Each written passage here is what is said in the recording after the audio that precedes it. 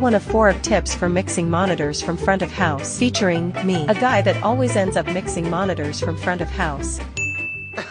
Biggest mistakes less experienced monitor mixers make is handing over a completely zeroed out IEM pack. It may take a few shows to learn what your artist prefers in their IEM, but you can safely assume a few things. A, they need to hear themselves. B, they need to hear the others on stage. And C, they need to be able to communicate with you, the monitor engineer, or in my case, the front of house engineer. When I had to start a mix from scratch, I typically set the me inputs at -5, talkbacks at 0 dB, and everything else at around -15 dB. Except for talkbacks, I begin soundcheck with everything muted, and as I go down the input list and adjust gain, I'll gradually bring channels into their ears. Part of the process is simply communicating to the band, hey, this IEM pack has a rough mix build, but everything except talkbacks is muted until we verify level in gain. Since I started giving this quick explanation, my soundchecks have gotten faster and more productive because the band no longer wonders why they can't hear themselves right away. It's not always as straightforward, but operating with this mindset will save you the headache of spending 10 to 15 minutes trying to ensure the band can communicate with you and the other performers on stage. Another safe assumption is that someone will probably ask for reverb in their IEMs. Having a few vocal or instrument reverb settings dialed in ahead of time will make you look super pro when that request inevitably comes. Finally, regarding panning, there are many schools of thought, but I usually start with mono sources up the middle and stereo sources hard left and right, and pan drum inputs from perspective. For example, I'll pan rack toms to the left, floor tom to the right, and do the same with the overheads.